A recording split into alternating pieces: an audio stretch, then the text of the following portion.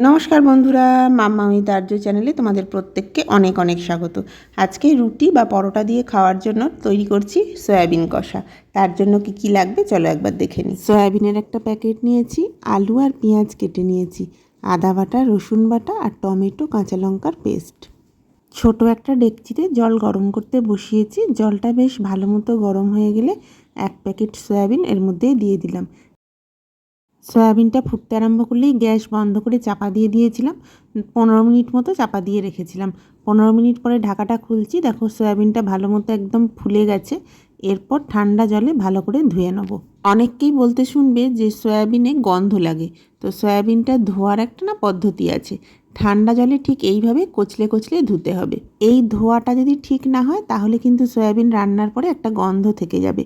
ঠিক এইভাবে ঠান্ডা জলে কচলে কচলে 4 থেকে 5 বার মিনিমাম ধুতেই হবে। যখন এই ফেনাটা পরিষ্কার হয়ে যাবে তখন বুঝতে হবে ধোয়া হয়ে গেছে। আমি 5 বার মতো ধুয়ে জল ঝরিয়ে নিয়েছি। এরপর এটা ম্যারিনেট করব।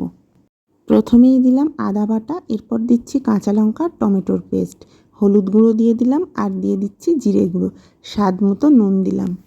সব মশলাগুলো দেওয়ার পরে খুব ভালোভাবে এটাকে মাখিয়ে নেব। এইভাবে সয়াবিনটাকে মাখিয়ে চাপা দিয়ে 20-25 মিনিট রেখে দেবো। সয়াবিনটা ম্যারিনেট করে রেখে কড়া গরম করে 3 টেবিল স্পুন সর্ষের তেল দিয়ে নিয়েছি। তেলটা গরম হলে আলুর টুকরোগুলো দিয়ে দেবো। এরপর লো টু মিডিয়াম ফ্লেমে আলুটা ভেজে নেব। আলুতে বেশ বাদামি রং ধরতে আরম্ভ করেছে, মানে আলুটা ভাজা হয়ে গেছে।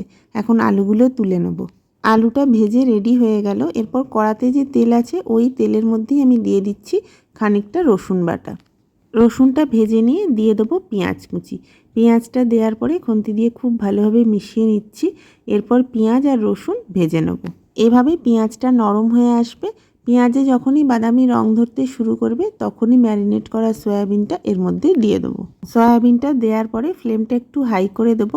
পেঁয়াজ আর সয়াবিন খুব ভালোভাবে মিশিয়ে সমস্ত কিছু একসাথে কষিয়ে নেব। 5 থেকে 7 মিনিট এইভাবে কষিয়ে নেওয়ার পরে ঢাকা দিয়ে দেবো। 7-8 মিনিট পরে ঢাকাটা খুললাম, দেখো সয়াবিন থেকে জল বেরোতে আরম্ভ করেছে। এখন এর মধ্যে ভেজে রাখা আলুগুলো দিয়ে দিচ্ছি। আলুগুলো দেওয়ার পরে সয়াবিন, আলু, মশলা সমস্ত কিছু একসাথে খুব ভালোভাবে মিশিয়ে নিয়ে আবারও চাপা দিয়ে দেবো মিনিট 5-এর জন্য। 5 মিনিট পরে ঢাকাটা খুললাম, দেখো সয়াবিন, আলু সব কিছু একসাথে বেশ ভালোভাবে মজে গেছে। ঢাকাটা খোলার পরে সবটা আবারও খুন্তি দিয়ে খুব ভালোভাবে নাড়িয়ে নিলাম। এরপর মিক্সির জারটা ধুয়ে জল দিয়ে দিলাম। এই রান্নাটা একটু কষা কষাই হবে, তাই বেশি জল দেব না। আলুটা সেদ্ধ হওয়ার জন্য যেটুকু জল দরকার আমি 1.5 কাপ মতো জল দিয়েছি। আর দিয়ে দিচ্ছি এখনই স্বাদ মতো নুন। সয়াবিনটা ম্যারিনেট করার সময় নুন দিয়েছিলাম, তাই এখানে নুনের পরিমাণটা খেয়াল রেখে দিও। সবটা খুন্তি দিয়ে একবার নেড়ে নিয়ে চাপা দিয়ে দিলাম। 10 মিনিট মতো ঢাকা দিয়ে রেখেছিলাম। 10 মিনিট পরে দেখো ঢাকাটা খুলছি।